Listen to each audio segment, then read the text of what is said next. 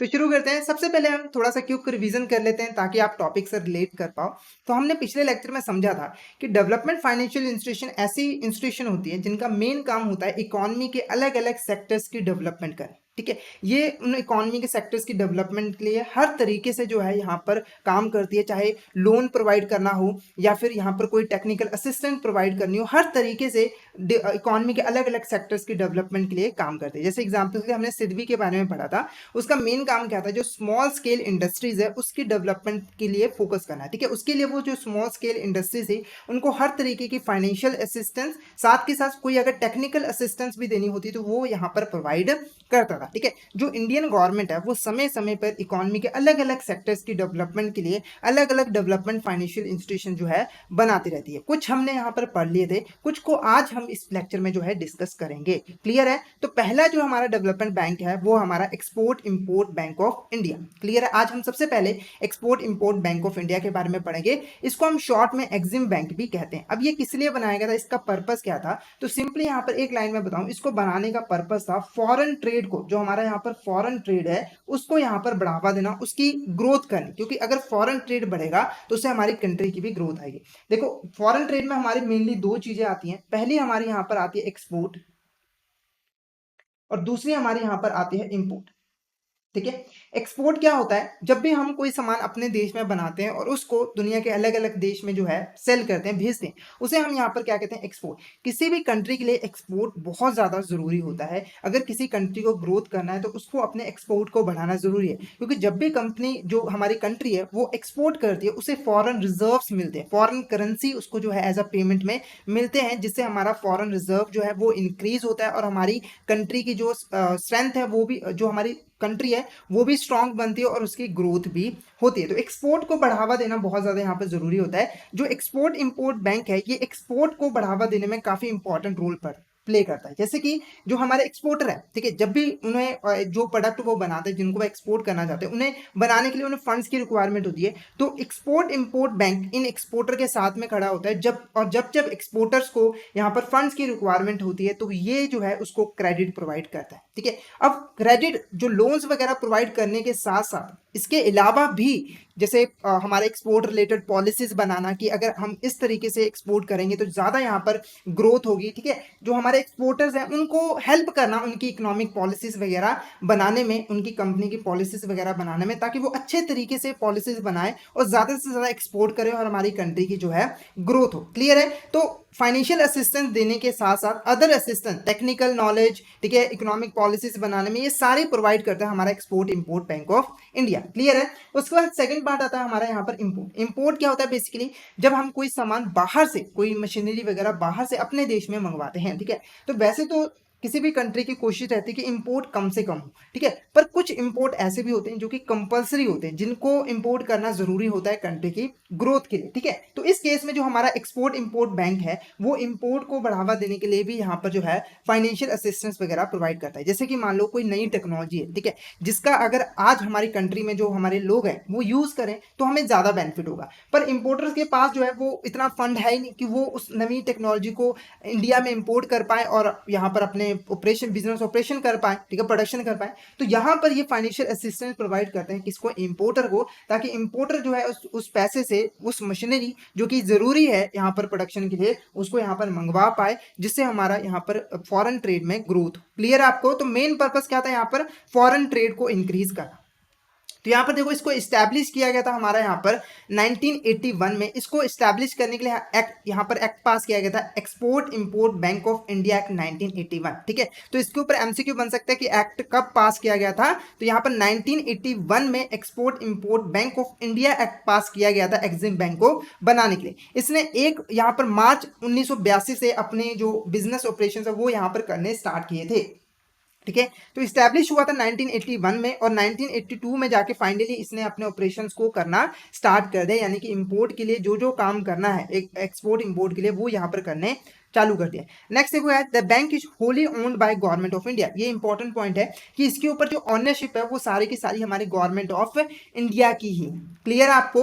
Was setup for the purpose of financing, facilitating and promoting foreign trade in India. ये मैंने आपको यही पहले बता दिया। इसको बनाने का पर्पस क्या था, ताकि जो फॉरेन ट्रेड है उसको यहाँ पर बढ़ावा दिया जा सके, उसकी ग्रोथ करे। उसके लिए वो क्या करेगा, उसको फाइनेंसिंग देगा, यानी कि फाइनेंस प्रोवाइड करेगा और अदर पॉलिसीज यहाँ पर बनाएगा। नेक्स्ट देखो, EXIM bank is the principal financial institution in the country for the coordinating working of institution engaged in the financing export imports। जो हमारी यहाँ पर export import bank of India, उसके अलावा जो हमारी दूसरी फाइनेंशियल इंस्टीट्यूशंस हैं जो कि इस फील्ड में काम करे, यानी कि जो एक्सपोर्टर इंपोर्टर को फाइनेंस वगैरह प्रोवाइड कर रही है, तो जो हमारा export import bank of India है वो उन फाइनेंशियल इंस्टीट्यूशन में जो है कोऑर्डिनेशन बना के रखता है, कोऑपरेशन बना के रखता है, ताकि वो मिलके काम करे और ज्यादा से ज्यादा हमारी कंट्री को यहाँ पर ग्रोथ हो। इसका जो हेडक्वार्टर्स है वो हमारे यहाँ पर मुंबई में। क्लियर है? तो ये कुछ हमारे इंपॉर्टेंट पॉइंट्स है यहाँ पर एक्सिम बैंक से। नेक्स्ट देखो आप फंक्शंस देख लेते हैं कि इसके फंक्शंस क्या क्या होते हैं। सबसे पहले देखो फंक्शन यहाँ पर फाइनेंसिंग इंपोर्ट एक्सपोर्ट गुड्स और सर्विसेज फ्रॉम इंडिया, यानी कि फाइनेंसिंग करने का मतलब कि यहाँ पे लोन प्रोवाइड करने हैं। ठीक है, जब भी कोई पर्सन एक्सपोर्ट करना चाहता है उसके पास फंड नहीं है तो उसको यहाँ पे लोन देगा। ठीक है, अगर कोई इंपोर्ट करना चाहता है, ठीक है, अब इंपोर्ट करना चाहता है तब भी यहाँ पर उसको फाइनेंस प्रोवाइड कर देगा। और एक्सपोर्ट इंपोर्ट किस चीज़ का, चाहे वो गुड्स हो चाहे सर्विसेज हो, किसी भी चीज़ का अगर इंपोर्ट एक्सपोर्ट हो रहा है तो उसमें फाइनेंशियल असिस्टेंस यहाँ पर प्रोवाइड करनी है। नेक्स्ट देखो, financing the import export of machines and machinery on lease and hire purchase basis. ठीक है, तो यहाँ पर अगर कोई यहाँ पर इंडियन कंपनी है, ठीक है, जो कि एक्सपोर्ट करने के लिए कोई मशीनरी मंगवाना चाहती है बाहर से, तो इस केस में जो है फाइनेंशियल असिस्टेंस प्रोवाइड करेगा, ताकि वो जो है इस पैसे से उस मशीनरी को इंडिया में मंगवा सके और अपनी प्रोडक्शन यहाँ पर कर सके। क्लियर है? नेक्स्ट देखो, providing refinancing services to bank and other financial institution. ठीक है, तो यहाँ पर देखो अगर कोई अदर फाइनेंशियल इंस्टीट्यूशन है, बैंकिंग है, जो कि एक्सपोर्टर इंपोर्टर को फाइनेंस देती है, ठीक है, तो उसको रीफाइनेंस करने का काम भी हमारा किसका होता है, एक्सिम बैंक। रीफाइनेंस का मतलब कि उनको जितना पैसा उन्होंने एक्सपोर्टर इंपोर्टर को दिया है वो वापस से उनको दे दिया जाए, ताकि फिर से वो इस पैसे को एक्सपोर्टर इंपोर्टर को दे पाए, इनके पास फंड्स की यहाँ पर कमी ना हो। तो रीफाइनेंस करने का भी यहाँ पर एक इंपॉर्टेंट यहाँ पर फंक्शंस होता है। क्लियर आपको? नेक्स्ट देखो यहाँ पर, providing financial assistance to business setting up joint venture in a foreign country. ठीक है, अब ये ज्वाइंट वेंचर क्या होता है इसको पहले समझते हैं। ज्वाइंट वेंचर में बेसिकली देखो क्या होता है, जब दो कंपनीज या दो से ज्यादा कंपनीज या दो लोग आपस में मिलकर किसी पर्टिकुलर काम को करने का कॉन्ट्रैक्ट करते हैं। ठीक है, और उसमें वो एक साथ पैसा लगाते हैं और जो भी प्रॉफिट होता है वो आपस में बांट लेते हैं। तो यहाँ पर देखो जो एक्सिम बैंक है वो हमारी इंडियन कंपनीज को फाइनेंशियल हेल्प प्रोवाइड करता है, ताकि वो उस पैसे से फॉरेन में जाकर जो फॉरेन की कंपनीज है उनके साथ ज्वाइंट वेंचर को इस्टेब्लिश कर सके और वहां से बिजनेस कर सके। ठीक है, ताकि हमारा जो फॉरेन ट्रेड है वो यहाँ पर इंक्रीज हो। उसके बाद अंडरटेकिंग। ठीक है, नेक्स्ट देखो यहाँ पर, providing technical and other assistance to importer and exporter. मैंने आपको बताया कि फाइनेंशियल हेल्प के अलावा कोई और भी असिस्टेंस होती है, जैसे कि कोई नई टेक्नोलॉजी के बारे में बताना, कोई यहाँ पर अदर पॉलिसीज वगैरह बनाना, तो वो भी यहाँ पर प्रोवाइड करते हैं। नेक्स्ट देखो, undertaking functions of a merchant bank. देखो जो मर्चेंट बैंक होता है नॉर्मल कस्टमर के लिए जो फंक्शंस प्रोवाइड करता है, जैसे कि लोन देना, ठीक है, उसके बिहाफ पे कई सारी एक्टिविटीज यहां पर करना है। ऐसे ही जो हमारा एक्सिम बैंक है वो एक्सपोर्टर इंपोर्टर के लिए मर्चेंट बैंक के तरीके से यहां पर काम करता है। क्लियर है? यहाँ पर कई तरह के एडवाइजरी सर्विसेज भी यहाँ पर प्रोवाइड करता है हमारा एक्सिम बैंक। तो ये हमारे कुछ इंपॉर्टेंट फंक्शंस थे जो कि एक्सिम बैंक प्रोवाइड करता है। ठीक है, ताकि हमारा फॉरेन ट्रेड जो है वो इंक्रीज हो सके। नेक्स्ट देखो क्या है, product and services of Exim bank. अब ये जो फंक्शंस परफॉर्म किए ना, ठीक है, जो एक्सिम बैंक यहाँ पर फंक्शंस को परफॉर्म करता है, तो उसको परफॉर्म करने के लिए कई कई जो स्कीम्स वगैरह ले आता रहता है एक्सिम बैंक, कई प्रोडक्ट कई स्कीम्स जो है ले आता रहता है। इन्हीं प्रोडक्ट और स्कीम्स की सर्विसेज की हेल्प से एक्सिम बैंक जो है अपने फंक्शंस को प्रोवाइड करता है, और जो हमारे यहाँ पर एक्सपोर्टर इंपोर्टर होते हैं उनकी यहाँ पर ग्रोथ की जाती है। क्लियर है? उनको हेल्प की जाती है। अब ये कौन कौन से हमारे प्रोडक्ट होते हैं, तो पहले देखो हम बात करते हैं यहाँ पर प्रोडक्ट की। ठीक है, दो पार्ट्स में, एक हमारा प्रोडक्ट ऑफर करता है, एक हमारी सर्विसेज ऑफर करता है एक्सिम बैंक। तो पहले हम प्रोडक्ट के बारे में समझते हैं। तो पहला प्रोडक्ट देखो क्या है, बायर्स क्रेडिट। अब ये बायर्स क्रेडिट क्या होता है, तो जनरली देखो जब भी फॉरेन ट्रेड होता है ना, तो उसमें सबसे बड़ी प्रॉब्लम क्या होता है, ट्रस्ट इश्यूज। मतलब कि जैसे मान लो यहाँ पर कोई पर्सन इंडिया में बैठा है, ठीक है, वो यूएसए में बैठा बी पर्सन से कोई सामान खरीदना चाहता है, तो इन दोनों के बीच ना ट्रस्ट इशू है। सबसे पहला देखो क्या है, ए पर्सन को ये चिंता खाई जा रही है कि अगर उसने अगर पहले पैसे दे दिए तो हो सकता है कि ये जो बी पर्सन है वो सामान सही ना भेजे, या फिर भेजे ही ना, या फिर भेजे तो लो क्वालिटी का भेज दे। ठीक है, तो ये कोशिश करता है कि पहले सामान आ जाए फिर मैं यहाँ पर पैसा दूं। पर ये जो बी पर्सन होता है, ठीक है, यहाँ जो बी पर्सन है जो यूएसए में रहता है, जो सामान बेचना चाहता है, उसको ये डर खाया रहता है कि अगर मैंने यहाँ पर सामान इसको दे दिया तो ये फ्यूचर में जाके मुझे पैसे ही ना दे। ठीक है, तो जिसकी वजह से इन दोनों के बीच ना ट्रांजेक्शन हो नहीं पाती, इसीलिए हमारा फॉरेन ट्रेड जो है वो यहाँ पर हो नहीं पाता है। तो एक्सिम बैंक, ठीक है, कोई नॉर्मल बैंक भी हो ना, नॉर्मल बैंक भी, तब भी वो एक यहाँ पर सर्विस प्रोवाइड करती है, लेटर ऑफ क्रेडिट। आपने सुना होगा letter of credit. Letter of credit में क्या होता है, जो बैंक है वो इंपोर्टर के बिहाफ पर, जो इंपोर्टर होता है, जो गुड्स और सर्विसेज को इंपोर्ट करना होता है, उसके बिहाफ पर गारंटी देता है किसको, एक्सपोर्टर को, कि आपको जो पेमेंट है वो टाइमली मिल जाएगी। ठीक है, और अगर किसी केस में जो इंपोर्टर है वो टाइमली पेमेंट नहीं करता तो उस केस में बैंक जो है यहाँ पर पेमेंट कर देता है। तो इस केस में क्या होता है, जो यहाँ पर हमारा एक्सपोर्टर होता है, जो गुड्स सर्विसेज को एक्सपोर्ट करता है, उसे एक गारंटी मिल जाती है, तो वो बिना पैसे लिए भी, ठीक है, ए पर्सन से बिना पैसे लिए इसको यहाँ पर दे देता है गुड्स, और ठीक है, और जैसे इसके पास गुड्स आती है ये पेमेंट कर देता है। क्लियर है, तो ये लेटर ऑफ क्रेडिट की बहुत ही अच्छी सर्विसेज होती है जो बैंक जनरली प्रोवाइड करती है। तो जो एक्सिम बैंक है ना, वो भी फॉरेन ट्रेड में इस लेटर ऑफ क्रेडिट की फैसिलिटी प्रोवाइड करता है। ठीक है, उसका नाम है हमारा यहाँ पर बायर्स क्रेडिट। इस केस में क्या होता है कि अगर कोई बाहरले देश का इंपोर्टर है जो कि इंडिया से गुड्स और सर्विसेज मंगवाना चाहता है, तो उस केस में वो जो है यहाँ पर लेटर ऑफ क्रेडिट इशू कर सकता है, यानी कि वो एक्सिम बैंक से लेटर ऑफ क्रेडिट की सर्विस ले सकता है। ठीक है, और ये लेटर ऑफ क्रेडिट दे देगा इंडियन एक्सपोर्टर को, और वो एक्सपोर्टर जो है इसके बिहाफ पर गुड्स और सर्विसेज जो है भेज देगा, और इंपोर्टर बाद में उसकी पेमेंट कर सकता है। ठीक है, तो बायर्स क्रेडिट में बेसिकली क्या कर रहा है, इंपोर्टर को एक्सिम बैंक यहाँ पर लेटर ऑफ क्रेडिट प्रोवाइड कर रहा है। क्लियर है, और यहाँ पर एक और चीज आपने ध्यान करनी है कि जो बायर्स क्रेडिट है वो सिर्फ और सिर्फ अवेलेबल है अगर गुड्स एक्सपोर्ट की जाएंगी इंडिया से, यानी कि अगर कोई यूएसए का पर्सन है वो इंडिया से गुड्स और सर्विसेज लेता है तभी इसका यूज किया जाता है, अदरवाइज इसका यूज नहीं किया जाता।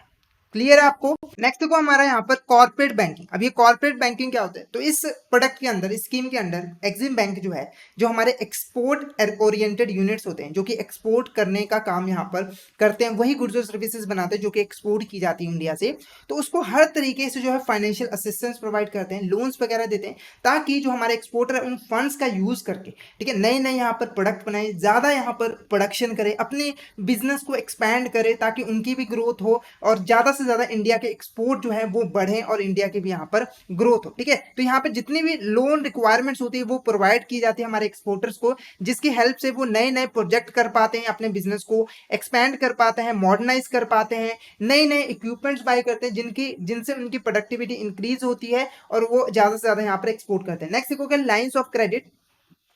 तो लाइंस ऑफ क्रेडिट में देखो बेसिकली क्या होता है, लाइंस ऑफ क्रेडिट एक तरह का ना क्रेडिट का होता है, जैसे बैंक्स हमें क्रेडिट कार्ड प्रोवाइड करते हैं ना, ठीक है, क्रेडिट कार्ड हमें मिल गया, हमें उसमें एक हमारी उसमें लिमिट डिसाइड कर दी जाती है कि आप मैक्सिमम इतना ही खर्च कर सकते हैं, जैसे कि 50,000 हुआ, और बाद में जब कार्ड हमें मिल जाता है तो हम अपने हिसाब से जब हमें जरूरत होती है हम इसका यूज करते हैं और पैसा हम ले लेते हैं। क्लियर है, तो ऐसे ही लाइंस ऑफ क्रेडिट में जो हमारा एक्सिम बैंक है वो हमारे एक्सपोर्टर्स को यहाँ पर फाइनेंस प्रोवाइड कर देता है, एक लिमिट फिक्स कर देता है। ठीक है, उसके अंदर अब जब एक्सपोर्टर है वो जितना चाहे, जब उसको जितना जरूरत हो उसमें से वो अमाउंट जो है विड्रॉ कर सकता है और अपने एक्सपोर्ट को यहाँ पर एक्सपोर्ट में यूज कर सकता है, प्रोडक्शन वगैरह में यूज कर सकता है। तो लाइंस ऑफ क्रेडिट बेसिकली एक क्रेडिट कार्ड के तरीके से ही होता है जो कि एक्सिम बैंक यहाँ पर एक्सपोर्टर्स को यहाँ पर प्रोवाइड करता है। नेक्स्ट देखो है ओवरसीज इन्वेस्टमेंट फाइनेंस। अब ये ओवरसीज इन्वेस्टमेंट फाइनेंस क्या होता है, तो यहाँ पर देखो जो हमारा एक्सिम बैंक है वो हमारी कंपनीज को एनकरेज करता है कि आप जो है इंडिया में तो काम कर ही रहे हो, आप जो है बाहरले देशों में भी जाके यहाँ पर काम करो, जैसे कि यूएसए में जाके काम करो, पर वहां पर जब काम करना है तो उनके लिए फंड्स चाहिए ना, इन्वेस्टमेंट चाहिए, बिना इन्वेस्टमेंट के कैसे वहां पर कंपनी स्टैब्लिश की जाएगी। तो ओवरसीज इन्वेस्टमेंट फाइनेंस स्कीम के अंडर, प्रोडक्ट के अंडर एक्सिम बैंक जो है हमारे जो कंपनीज, इंडियन कंपनीज है उसको फाइनेंस प्रोवाइड करता है, ताकि वो उसकी हेल्प से ओवरसीज यानी कि बाहरले देश में जाके ज्वाइंट वेंचर स्टैब्लिश कर सके, या फिर मतलब कि जो हमारे फॉरेनर कंपनीज है उनके साथ मिलकर काम कर सके, या फिर अपनी कोई सब्सिडरी, अपनी कोई नई कंपनी वहां पर ओपन कर सके। क्लियर है।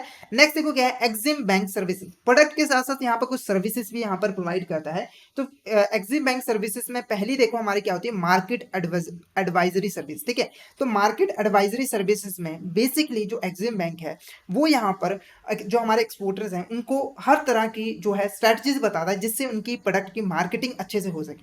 ठीक है, मतलब कि इस सर्विस के अंडर जो एक्सिम बैंक है वो हमारे एक्सपोर्टर्स को उनके प्रोडक्ट की मार्केटिंग करने में हेल्प करता है, उनके लिए मार्केटिंग करने के लिए अलग अलग स्ट्रेटजीज बताता है, जिसकी हेल्प से उनकी प्रोडक्ट की इंटरनेशनल मार्केट में जो है पहचान बन सके और वो जो है इंटरनेशनल प्रोडक्ट के साथ जो है यहाँ पर कम्पीट कर सके। क्लियर है? तो मार्केटिंग करने में यहाँ पर काफी हेल्प करता है। नेक्स्ट एक क्या है, रिसर्च एंड एनालिसिस। ठीक है, अब ये रिसर्च एंड एनालिसिस क्या है, तो एग्जिम बैंक का एक ग्रुप है, ठीक है, कुछ पर्सन का एक ग्रुप है, जैसे कि उसमें ग्रुप में कौन कौन से आते हैं, इकोनॉमिस्ट आते हैं, स्ट्रेटेजिस्ट आते हैं। ये जो है लगातार, ठीक है, जो लगातार जो हमारा इंटरनेशनल मार्केट है उसका एनालिसिस करते रहते हैं कि उसमें क्या ट्रेंड चल रहा है, कौन से प्रोडक्ट और सर्विसेज की ज्यादा डिमांड है, किसकी कम है, ठीक है, किसकी कॉस्ट ज्यादा है, ऐसे रिसर्चेस वगैरह एनालिसिस वगैरह करते रहते हैं। ठीक है, और इससे जो रिजल्ट आता है वो बता देते हैं हमारे एक्सपोर्टर को, जिससे हमारे एक्सपोर्टर जो है उनको एक आइडिया मिल जाता है कि उनके प्रोडक्ट की इंटरनेशनल मार्केट में क्या सिचुएशन है, क्या उन्हें ये प्रोडक्ट बनाना चाहिए या फिर इसके अलावा कोई और प्रोडक्ट पे यहाँ पर ध्यान देना चाहिए, जिससे उनका जो एक्सपोर्ट है वो उनको किसी भी तरह का लॉस का सामना नहीं करना पड़ता, हमारे जो एक्सपोर्टर्स हैं, और उनका जो है एक्सपोर्ट यहाँ पर बढ़ता है, क्योंकि इनको पहले ही मार्केट के बारे में पता लग गया ना कि मार्केट में ट्रेंड किस चीज का चल रहा है, वो वही चीज बनाएंगे, वही एक्सपोर्ट करेंगे, उनकी डिमांड आएगी, लोग खरीदेंगे, तो उनकी यहाँ पर ग्रोथ होगी। क्लियर है? नेक्स्ट देखो हमारा यहाँ पर एक्सपोर्ट एडवाइजरी सर्विसेज। ठीक है, एक्सपोर्ट एडवाइजरी सर्विसेज में बेसिकली जो हमारा एग्जिम बैंक है वो हमारे एक्सपोर्टर्स को हर तरीके की एडवाइस देता है, मतलब कि उन्हें कौन सा प्रोडक्ट यहाँ पर बनाना चाहिए, ठीक है, कौन से प्रोडक्ट को किस कंट्री में जो है एक्सपोर्ट करना चाहिए, इस तरह के एडवाइस यहाँ पर देता है। ठीक है, क्योंकि देखो जब ये एडवाइस देता है ना, जो एग्जिम बैंक की एडवाइस देता है, तो एक्सपोर्टर को सब कुछ समझाता है कि इस प्रोडक्ट का जो आप एक्सपोर्ट कर रहे हैं उसमें मार्केट रिस्क क्या है, मार्केट में अगर वो आप प्रोडक्ट एक्सपोर्ट करते हो तो आपको क्या क्या लॉसेस होने के चांसेस है, उसके बारे में यहाँ पर बताता है, इंटरनेशनल रिस्क के बारे में बताता है, एक्सपोर्ट अपॉर्चुनिटीज के बारे में बताता है कि कौन कौन से प्रोडक्ट की डिमांड जो इंटरनेशनल मार्केट में ज्यादा है, ठीक है, ताकि आप वही प्रोडक्ट को एक्सपोर्ट करो और आपकी प्रोडक्ट की डिमांड बढ़े और आपका जो है ग्रोथ एक्सपोर्ट यहाँ पर इंक्रीज हो। क्लियर है? तो यहाँ पर अलग अलग तरह की एडवाइसेस देते हैं एक्सपोर्ट पॉलिसीज बनाने में, ठीक है, प्रोडक्ट और सर्विसेज को बनाने में। क्लियर है? तो ये कुछ हमारे इंपॉर्टेंट फंक्शंस है किसके, एग्जिम बैंक के। ठीक है, हमने डिटेल में देखा कि एग्जिम बैंक क्या है, ठीक है, क्या काम करता है, उसके बाद हमने उसके प्रोडक्ट और सर्विसेज को भी यहाँ पर पढ़ा। आई होप आपको यहाँ तक क्लियर हो गया होगा। अगर आपको यहाँ तक किसी भी तरह का डाउट हो तो आप चैट बॉक्स में जो है पूछ सकते हो। ठीक है, किसी भी तरह का यहाँ पर अगर आपको डाउट हो तो चैट बॉक्स में फटाफट से कमेंट करके आप पूछ सकते हो कि अगर किसी भी तरह का यहाँ पर डाउट, फटाफट से चैट बॉक्स में बता दीजिए अगर किसी भी तरह का आपको यहाँ पर डाउट, फटाफट से बता दीजिए।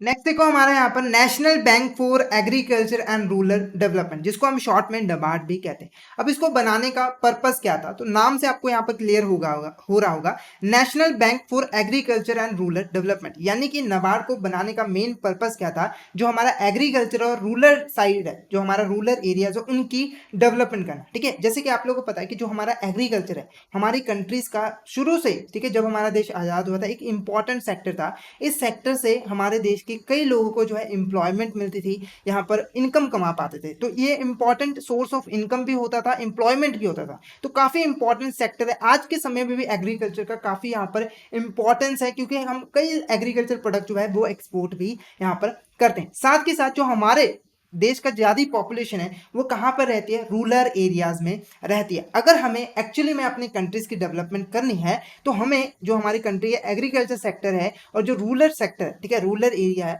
उसकी डेवलपमेंट करनी जरूरी है। तो इसीलिए यहाँ पर नाबार्ड को बनाया गया था। इसका मेन काम था जो एग्रीकल्चर सेक्टर है हमारा उसमें उसकी डेवलपमेंट करनी, उसकी डेवलपमेंट के लिए वो लोन्स देता है। ठीक है, जो हमारे किसान भाई है उनको जब भी एग्रीकल्चर के अलग अलग लोन्स चाहिए होते हैं ना, जैसे कि अगर कोई इक्विपमेंट बाय करना है, एग्रीकल्चर इक्विपमेंट बाय करना है, तो उनके लिए उन्हें फंड्स की रिक्वायरमेंट होती है, तो नाबार्ड जो है अलग अलग स्कीम्स के अंडर उनको फंड जो है प्रोवाइड करता रहता है। साथ के साथ किसानों को एजुकेट करने का भी काम यहाँ पर हमारा नाबार्ड करता है। ठीक है, ऐसे ही जो हमारे रूरल एरिया है, जो हमारे रूरल एरियाज हैं, ठीक है, वहाँ के जो लोग हैं जो स्मॉल बिजनेसेस वगैरह करते हैं, ठीक है, उनको भी फाइनेंस प्रोवाइड किया जाता है ताकि जो हमारे रूरल एरियाज में बिजनेसेस हैं वो डेवलप करें, ताकि हमारे रूरल एरियाज में सभी लोगों को एम्प्लॉयमेंट मिले और उनकी भी यहाँ पर ग्रोथ हो, रूरल एरिया की डेवलपमेंट हो। ठीक है, तो यहाँ पर देखो इसको बनाया गया था हमारे यहाँ पर 1982 में। यहाँ पे देखो national bank for agriculture rural development was set up in July 1982। ठीक है, 1982 में इसको सेटअप किया गया था। 1982 से इसने जो है काम करना शुरू किया था।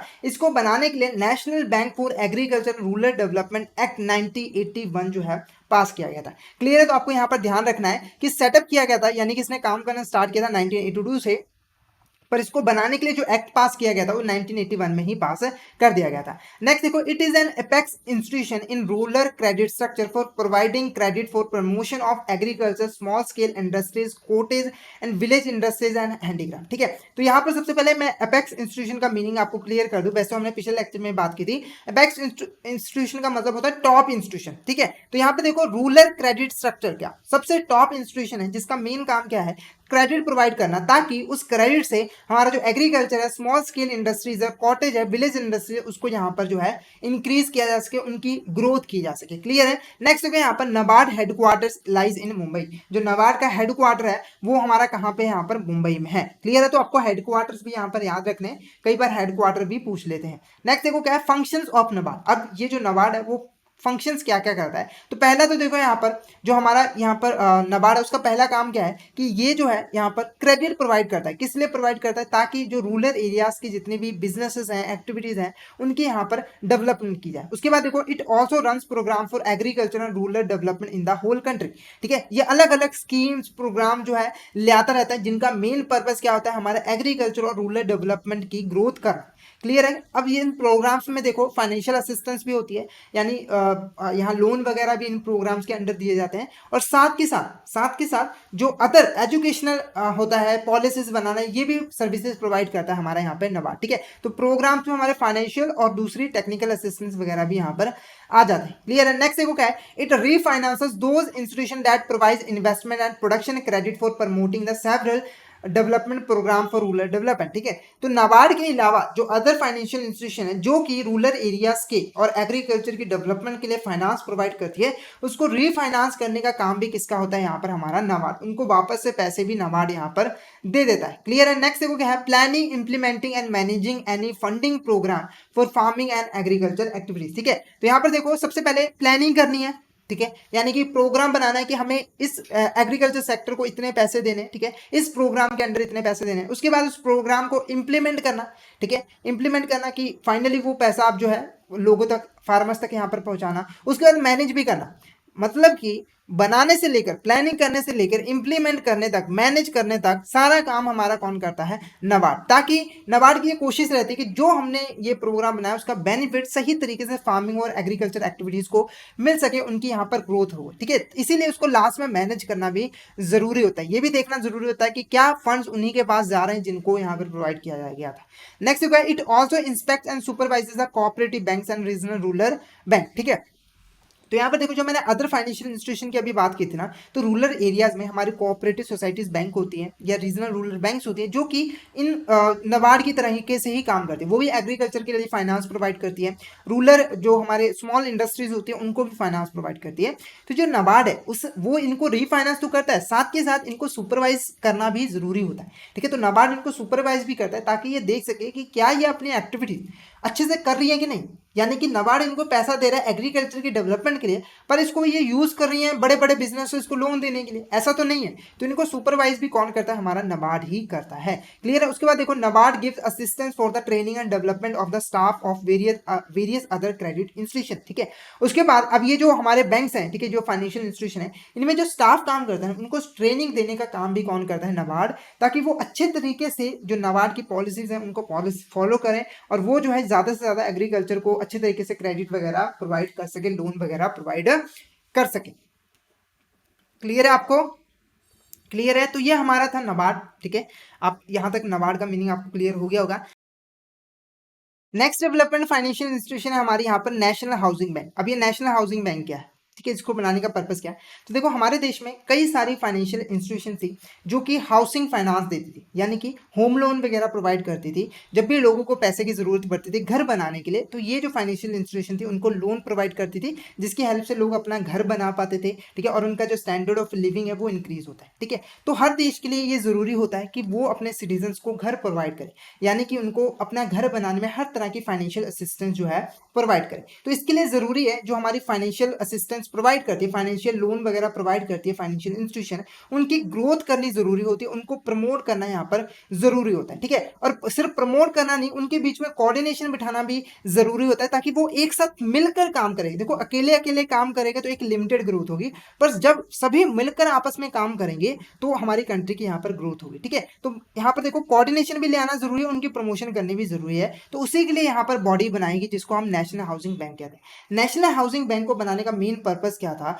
जो हमारी फाइनेंशियल इंस्टीट्यूशन है जो कि हाउसिंग फाइनेंस प्रोवाइड करती है, होम लोन वगैरह प्रोवाइड करती है, उनको प्रमोट करना और उनके बीच में प्रॉपर कोऑर्डिनेशन बिठाना ताकि वो अच्छे तरीके से काम करे और लोगों को होम लोन्स वगैरह अच्छे तरीके से मिल सके। क्लियर है आपको। अब कोऑर्डिनेशन बिठाने के फंक्शन के अलावा ये लोन वगैरह भी प्रोवाइड करती है, मतलब कि ये डायरेक्ट लैंडिंग भी करती है। किनको करती है, जो हमारी पब्लिक सेक्टर एजेंसीज होती हैं जो कि कंस्ट्रक्शन वगैरह, हाउस कंस्ट्रक्शन वगैरह का काम करती है, तो जब भी उनको लोन वगैरह की जरूरत पड़ती है तो नेशनल हाउसिंग बैंक उनको लोन भी प्रोवाइड करती है। क्लियर है आपको। तो देखो जो हमारा नेशनल हाउसिंग बैंक का ये सेटअप हुआ था 9 जुलाई 1988 को, और इसको सेटअप करने के लिए नेशनल हाउसिंग बैंक एक्ट 1987 जो है पास किया गया था। क्लियर है। उसके बाद नेक्स्ट देखो, national housing bank was set up as a principal agency, ये प्रिंसिपल एजेंसी थी यानी कि टॉप की एजेंसी थी, to promote housing finance institution, housing finance institution को प्रमोट करना था जो होम लोन वगैरह प्रोवाइड करती थी, both at local and regional level, ठीक है। लोकल लेवल पे भी, रीजनल लेवल पे जितने भी हाउसिंग फाइनेंस इंस्टीट्यूशन थी उनको यहाँ पर प्रमोट करना। अब उसको प्रमोट कैसे करती थी, तो यहाँ पर देखो फाइनेंशियल एंड अदर सपोर्ट देगी, अगर इनको फाइनेंस की जरूरत है तो वो देती थी, अगर इनको कोई टेक्निकल असिस्टेंस चाहिए, कोई नई टेक्नोलॉजी चाहिए तो वो इनको प्रोवाइड करती थी। क्लियर है। तो इनको प्रमोट करना मेन काम था। इसका जो हेडक्वार्टर्स है वो हमारे यहाँ पर न्यू दिल्ली में है। क्लियर है। नेशनल हाउसिंग फाइनेंस का हेडक्वार्टर कहाँ है, न्यू दिल्ली में। क्लियर है यहाँ पर। उसके बाद नेक्स्ट देखो यहाँ पर फंक्शंस ऑफ एनएचबी। अब ये हमारे इसके फंक्शंस क्या क्या है। सबसे पहला फंक्शन देखो, to promote sound healthy viable cost effective housing finance system to cater to all segments of the population, ठीक है। तो यहाँ पर देखो एक ऐसा हाउसिंग फाइनेंस सिस्टम बनाना है जिसकी हेल्प से जो हमारे देश के पॉपुलेशन यानी कि जो पब्लिक है उनको कम कॉस्ट पे होम लोन वगैरह प्रोवाइड किया जाए ताकि वो उस पैसे से अपने घर को यहाँ पर बना सके, ठीक है। तो यहाँ पर सिर्फ होम लोन प्रोवाइड नहीं करना है, कम कॉस्ट पे मतलब कम इंटरेस्ट पे प्रोवाइड करना है, ऐसा सिस्टम बनाना है, ये मेन काम था इसका। नेक्स्ट है to promote a network of dedicated housing finance institution, ठीक है।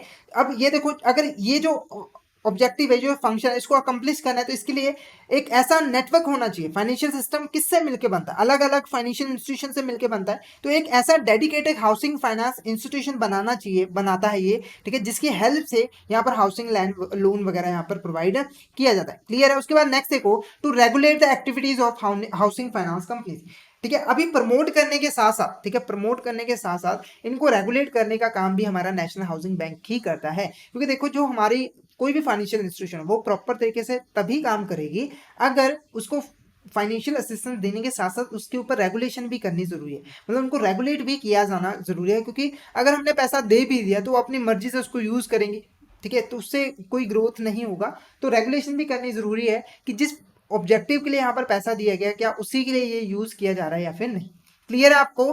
क्लियर है। तो ये हमारा था national housing bank. I hope आपको यहाँ तक क्लियर हो गया होगा। अगर आपको यहाँ तक क्लियर है तो एक बार चैट बॉक्स में जरूर बता दीजिए कि आपको यहाँ तक क्लियर है। फटाफट से एक बार मुझे चैट बॉक्स में कमेंट करके बता दीजिए कि आपको यहाँ तक क्लियर है।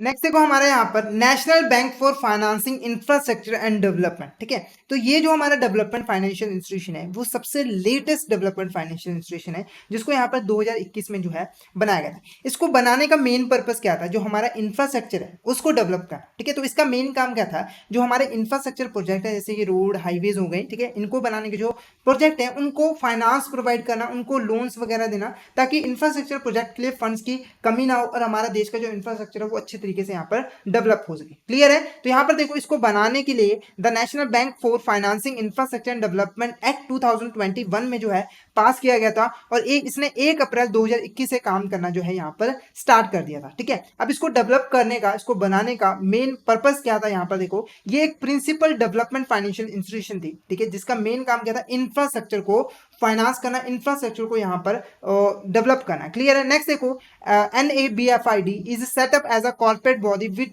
Authorise share capital is 1 lakh crore, ठीक है। तो ये एज अ कॉर्पोरेट बॉडी जो है सेटअप की गई है, और इसकी जो ऑथराइज शेयर कैपिटल है, ऑथराइज शेयर कैपिटल का मतलब जो इसकी मैक्सिमम लिमिट है शेयर कैपिटल की, वो कितने हैं, 1 लाख करोड़, क्लियर है। और इसका जो हेडक्वार्टर है वो हमारा मुंबई में है, क्लियर है आपको। नेक्स्ट देखो फंक्शंस, अब इसके फंक्शंस क्या है, ये कौन कौन से यहाँ पर फंक्शंस यहाँ पर जो है परफॉर्म करता है। सबसे पहले देखो, टू डायरेक्टली और indirectly land invest attract investment for infrastructure protect, ठीक है।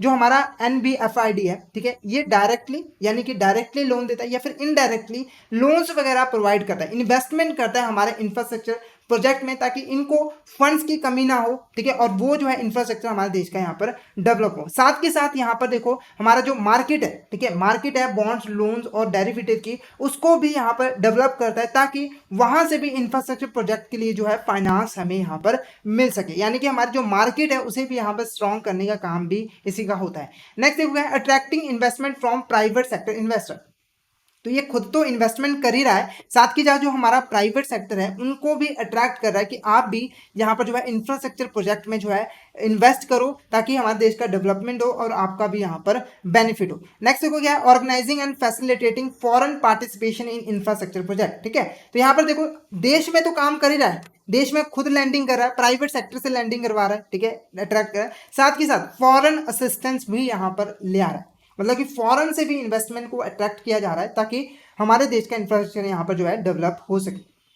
नेक्स्ट देखो, facilitating negotiation with various government authorities for dispute resolution in the field of infrastructure financing, ठीक है। तो अगर यहाँ पर जो हमारा इंफ्रास्ट्रक्चर फाइनेंसिंग है उसमें किसी भी तरह का डिस्प्यूट होता है हमारे गवर्नमेंट के बीच में, कॉन्ट्रैक्टर के बीच में या गवर्नमेंट में आपस में, तो उस डिस्प्यूट को सुलझाना का भी किसका काम होता है, हमारे यहाँ पर फंक्शंस ऑफ NBFDI का ही होता है। नेक्स्ट देखो, providing consultancy services infrastructure financing, तो यहाँ पर देखो आप देख सकते हो कि पैसा तो दे ही रहा है, लोन वगैरह तो दे ही रहा है, साथ के साथ यहाँ पर जो कंसल्टेंसी मतलब सलाह भी दे रहा है कि आपको अगर इंफ्रास्ट्रक्चर प्रोजेक्ट करना है तो आपको ऐसे करना चाहिए, ये पॉलिसीज आपकी होनी चाहिए, इस एक्टिविटी को हमें ऐसे करेंगे तो ज़्यादा यहाँ पर बेनिफिट होगा। तो इंफ्रास्ट्रक्चर फाइनेंसिंग में यहाँ पर कंसल्टेंसी सर्विसेज यहाँ पर जो है प्रोवाइड करता है, क्लियर है। तो ये हमारे कुछ इंपॉर्टेंट डेवलपमेंट फाइनेंशियल इंस्टीट्यूशन थी जो कि इंडिया में काम कर रही है हमारे जो इकोनॉमी के अलग अलग सेक्टर्स के डेवलपमेंट के लिए। आई होप आपको यहाँ तक क्लियर हो गया होगा। अगर आपको यहाँ तक किसी भी तरह का डाउट हो तो आप जो है चैट बॉक्स में पूछ सकते हो। अब जो है हम इससे रिलेटेड कुछ इंपॉर्टेंट क्वेश्चंस को यहाँ पर देखने वाले हैं, तो फटाफट से आप जो है चैट बॉक्स में मुझे बता दीजिए अगर आपको किसी भी तरह का यहाँ पर डाउट, फटाफट से चैट बॉक्स में मैसेज कर दिए अगर आपको किसी भी तरह का यहाँ पर डाउट हो। ओके, तो क्वेश्चंस देख लेते हैं यहाँ पर। पहला क्वेश्चन देखो यहाँ पर, national bank for agriculture and rural development was set up in, ठीक है, जो हमारा नबार्ड है इसको कब सेटअप यहाँ पर किया गया था। फर्स्ट ऑप्शन देखो अप्रैल 1982, मई 1982, जून 1982 या फिर जुलाई 1982, ठीक है। जब हमने नबार्ड के बारे में पढ़ा था लगभग हर डेवलपमेंट इंस्टीट्यूशन में हमने उसके सेटअप की और एक्ट के बारे में जरूर बात की है और इनके ऊपर MCQ बनना ही बनना है। तो फटाफट से इसका आंसर बता दीजिए, इसका आंसर क्या होगा, कब नबार्ड को यहाँ पर सेटअप किया गया था। फटाफट से इसका आंसर मुझे चैट बॉक्स में बता दीजिए, फटाफट से इसका आंसर बता दीजिए।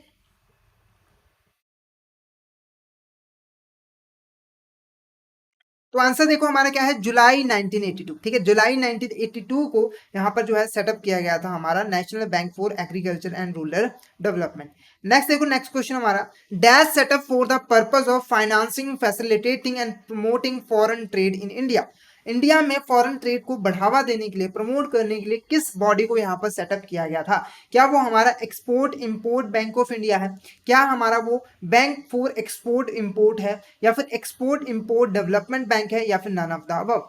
तो फटाफट से इसका आंसर बता दीजिए, इसका आंसर क्या रहेगा, फटाफट से इसका आंसर बता दीजिए, इसका आंसर क्या रहेगा, ठीक है। कौन सी हमारी बॉडी जो है उसको फॉरेन ट्रेड को डेवलप करने के लिए जो है बनाया गया था, प्रमोट करने के लिए बनाया गया। फटाफट से इसका आंसर बता दीजिए, इसका आंसर क्या होगा, क्या वो हमारा एक्सपोर्ट इंपोर्ट बैंक है या फिर बैंक ऑफ एक्सपोर्ट इंपोर्ट है, इसका आंसर मुझे बता दीजिए। ओके, तो option A is a correct answer, export import bank of India, जिसको हम शॉर्ट में एक्सिम भी कहते हैं, ठीक है, इसको सेटअप किया गया था फॉरेन ट्रेड को बढ़ावा देने के लिए, प्रमोट करने के लिए। नेक्स्ट देखो, product offer by EXIM bank include, ठीक है, जैसे कि हमने एक्सिम का जब पढ़ा था तो एक्सिम अपनी सर्विसेज को परफॉर्म करने के लिए, फंक्शंस को परफॉर्म करने के लिए कई तरह के प्रोडक्ट्स देता है और सर्विसेज देता है। इन्हीं स्कीम्स के अंडर वो जो है फंडिंग वगैरह प्रोवाइड करता है हमारे एक्सपोर्टर और इंपोर्टर को। क्लियर है? तो आपको बताना है इसमें से कौन से ऐसे हैं जो कि एक्सिम के प्रोडक्ट में इंक्लूड होते हैं, जो एक्सिम प्रोडक्ट ऑफर करता है ना उसमें इंक्लूड होते हैं। क्या वो बायर्स क्रेडिट है, क्या वो कॉर्पोरेट बैंकिंग है, या फिर लाइंस ऑफ क्रेडिट है, या फिर ऑल ऑफ द अबव? फटाफट से इसका आंसर बता दीजिए, इसका आंसर क्या रहेगा? फटाफट से इसका आंसर बता दीजिए, इसका आंसर क्या रहेगा? फटाफट से इसका आंसर बता दीजिए। तो यहां पर देखो option D all of the above is a correct answer. Option D all of the above is a correct answer. ये तीनों के तीनों ही हमारे यहाँ पर प्रोडक्ट में इंक्लूड होते हैं जो कि एक्सिम बैंक जो है प्रोवाइड करता है। बायर्स क्रेडिट में जो हमारा इंपोर्टर है जो कि इंडिया से गुड्स और सर्विसेज इंपोर्ट करना चाहता है उसको लेटर ऑफ क्रेडिट प्रोवाइड किया जाता है। कॉर्पोरेट बैंकिंग के अंडर जो हमारा यहाँ पर कॉर्पोरेट जो एक्सपोर्टर है उनको यहाँ पर फंडिंग प्रोवाइड की जाती है, और लाइंस ऑफ क्रेडिट में भी यहाँ पर फंडिंग ही प्रोवाइड की जाती है। तो इसलिए all of the above is the correct answer. Next question देखो, which of the statement is not correct regarding NHB? इसमें से कौन सी हमारी जो स्टेटमेंट है वो ट्रू नहीं है नेशनल हाउसिंग बैंक के रिगार्ड? ठीक है, पहली स्टेटमेंट देखो, national housing bank was set up on 9 July 1988 under the national housing act 1987। तो ये क्या है? ये हमारी स्टेटमेंट ट्रू है। क्या ये स्टेटमेंट हमारी ट्रू है? तो ये स्टेटमेंट हमारी बिल्कुल सही है। ठीक है, इसको सेटअप किया गया था 1982 में और यहाँ पर इसका जो एक्ट पास हुआ था वो 1987 में हुआ था। नेक्स्ट देखो, national housing bank was set up to promote housing finance institution. इसको सेटअप करने का मेन पर्पस क्या था? हमारी जो हाउसिंग फाइनेंस इंस्टीट्यूशन है उनको प्रमोट करना। तो ये भी स्टेटमेंट हमारी ट्रू है। नेक्स्ट देखो, national housing finance is fully owned by reserve bank of India. क्या रिजर्व बैंक ऑफ इंडिया की ऑनर था? Ownership reserve bank of India की थी। तो ये बिल्कुल स्टेटमेंट हमारी गलत है क्योंकि इसके ऊपर जो ऑनरशिप है वो हमारे इंडियन गवर्नमेंट की है, मिनिस्ट्री ऑफ फाइनेंस की है। क्लियर है आपको? तो इसीलिए जो ऑप्शन सी है, देखिए जो ऑप्शन सी है ये हमारा करेक्ट आंसर है। ये जो है स्टेटमेंट करेक्ट नहीं है रिगार्डिंग द एनएचबी। नेक्स्ट देखो, where does the headquarters of national housing bank situated? ठीक है, तो हमने हेडक्वार्टर्स की भी बात की थी। ठीक है, तो यहाँ पर किस जगह पर नेशनल हाउसिंग बैंक का हेडक्वार्टर जो है वो मौजूद है? क्या वो मुंबई है, क्या वो हैदराबाद है, क्या वो न्यू दिल्ली या फिर कोलकाता? फटाफट से इसका आंसर बता दीजिए। हमने हर डेवलपमेंट फाइनेंशियल इंस्टीट्यूशन का जब मीनिंग किया था तो हेडक्वार्टर जरूर पढ़े थे। तो फटाफट से इसका आंसर बता दीजिए कि नेशनल हाउसिंग बैंक का हेडक्वार्टर कहाँ पर है? फटाफट से इसका आंसर बता दीजिए। तो आंसर देखो हमारा क्या है, option C, New Delhi. National housing bank का हेडक्वार्टर कहां पे सिचुएटेड है? न्यू दिल्ली में। नेक्स्ट देखो, नबार्ड स्टैंड फॉर, नबार्ड का फुल नेम क्या है? ठीक है, नबार्ड जो बनाया गया था वो एग्रीकल्चर और रूरल डेवलपमेंट के लिए बनाया गया था। तो इसका फुल नेम आपको यहाँ पर बताना है। पहला देखो option, national bank for analysis for rural development. ठीक है, नेक्स्ट देखो, national bank for agriculture and research development. Third देखो, national bank for agriculture and rural development, या नन ऑफ द अबव। तो इसका बिल्कुल सिंपल आंसर है हमारा option C is a correct answer, national bank for agriculture and rural development. Clear है? तो option C is a correct answer. Next question देखो हमारा 7th question, NABARD was establish on the recommendation.